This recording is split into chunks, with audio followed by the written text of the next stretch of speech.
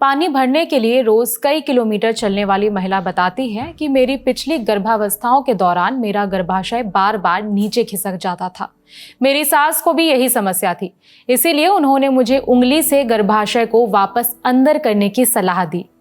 Currency, जंग, digitalisation, summit, ये शब्द इनके लिए बहुत भारी हैं। शायद भारत के इस हिस्से तक पहुंच ही नहीं पाए, क्योंकि इनकी लड़ाई आज भी पानी के लिए है। अधिकारों की लड़ाई, पेपर लीक के लिए प्रोटेस्ट, प्लांट और टेंडर की बड़ी बड़ी बातें, ये सब इनके लिए चांद हैं, जहां तक पहुंचने में इन्हें अभी बहुत लंबा वक्त है। अभी तो इन्हें पानी के लिए खड़ा होना है। किसी एक राज्य या फिर गांव का नाम नहीं लिया जा सकता। ये तस्वीरें भारत के अलग अलग कोने की हैं। कुछ महिलाएं हैं जिनका शरीर पानी के लिए बर्तन ढोते ढोते थक चुका है। उनका गर्भपात हो रहा है, गर्भाशय नीचे आ रहा है, शरीर जवाब दे रहा है, लेकिन पानी है कि मिलता नहीं। सुलगती धूप में पारे की कोई सीमा नहीं है। रोज कितने किलोमीटर चलना है, इसका भी जवाब नहीं है। बस इतना पता है कि जिंदा रहना है तो पानी ढूंढो। गंदा या साफ नहीं, सिर्फ पानी चाहिए।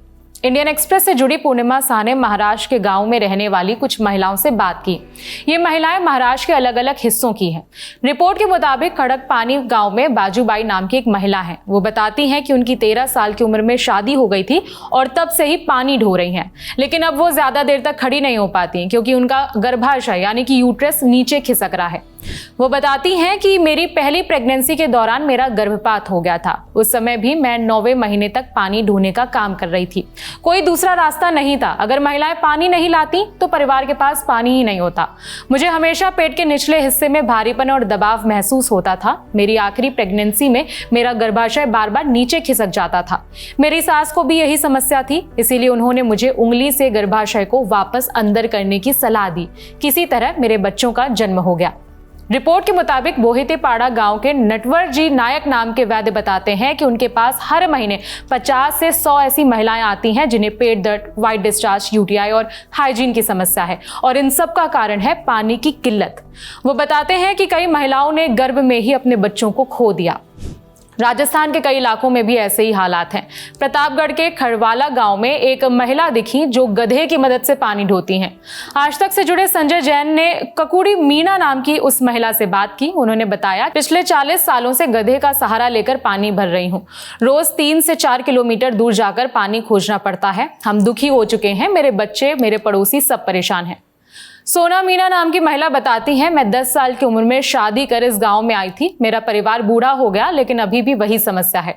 पहाड़ी के बीच पानी निकाल कर लाते हैं। जरा सा पानी मिलता है, उसमें कुछ बच्चों को देते हैं और कुछ मवेशियों को।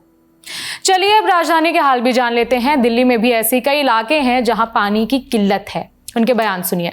पानी की समस्या ये है, पानी बिल्कुल भी नहीं आता। खारा ना, वैसे भी कोई भी पानी नहीं है। हमारी गली से बहुत परेशानी है। कभी तो 15-15, 20-20 दिन हो जाते हैं टैंकर आने में, जिसके लिए हम वहां जाके बोलते हैं तो वो भी लड़ाई झगड़े करने लगते। जमीन में ऐसा पानी है कि अगर पक्षी भी पिए तो मर जाए।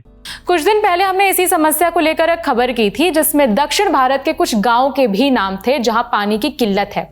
दैनिक भास्कर की रिपोर्ट के मुताबिक WMO यानी विश्व मौसम विज्ञान संगठन ने चेतावनी दी है कि जून से अगस्त के बीच अल नीनो बनने की आशंका 80% है, और अल नीनो भारत में सूखे की एक बहुत बड़ी वजह है।